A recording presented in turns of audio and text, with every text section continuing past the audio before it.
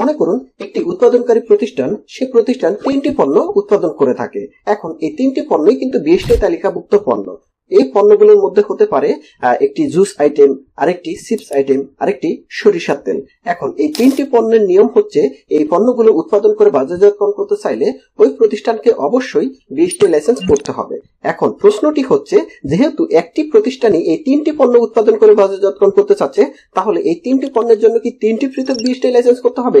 না, একটি 20টি লাইসেন্স দিয়েই এই 3টি পণ্য বাজারজাতকরণ করতে পারবে। এইটি হচ্ছে মূল প্রশ্ন। এই প্রশ্নের উত্তর হচ্ছে, যেহেতু এই 3টি পণ্যই কিন্তু 20টি তালিকাভুক্ত পণ্য, এই কারণে 3টি পণ্যের জন্য কিন্তু পৃথক পৃথক 20টি লাইসেন্স করতে হবে। এখন কেন 3টি পণ্যের জন্য পৃথক পৃথক 20টি লাইসেন্স করতে হবে সেটির একটু ব্যাখ্যা দিচ্ছি। এখানে দেখুন, 20টাই যে কাজটি করে থাকে, একটি পণ্যের গুণগত মান, এই পণ্যটি মানবদেহের জন্য ক্ষতিকর উপাদান বহন করে কিনা বা ইত্যাদি বিষয়গুলো কিন্তু তারা পরীক্ষা নিরীক্ষা করে দেখে। এখন আপনি যেহেতু 3টি 20টি তালিকাভুক্ত পণ্য উৎপাদন করতে চাচ্ছেন, এখন আপনি তো একটি পণ্যের জন্য 20টিতে আবেদন করবেন।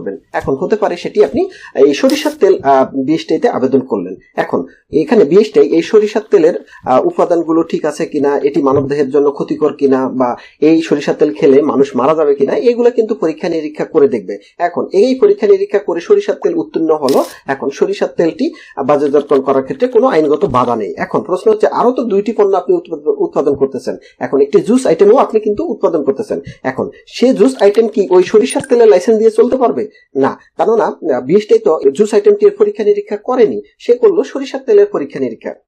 সুতরাং আপনার যদি একাধিক পণ্য, একটি প্রতিষ্ঠানে যদি একাধিক পণ্য 20টি তালিকাভুক্ত হয়ে থাকে, সেক্ষেত্রে ওই একাধিক পণ্যের জন্যই কিন্তু 20টি লাইসেন্স নিতে হবে। কেননা ওই একাধিক পণ্যই কিন্তু 20টাইতে পরীক্ষা নিরীক্ষা করা হবে, এবং সেই পরীক্ষা নিরীক্ষার মাধ্যমে যখন ওই পণ্যগুলো উত্তীর্ণ হবে, তখনই কিন্তু এই পণ্যগুলো বাজারে ছাড়তে পারবেন এবং বাজারজাতকরণ করতে পারবেন। সুতরাং আজকের প্রশ্নের উত্তর অবশ্যই আপনারা পেয়ে গিয়েছেন।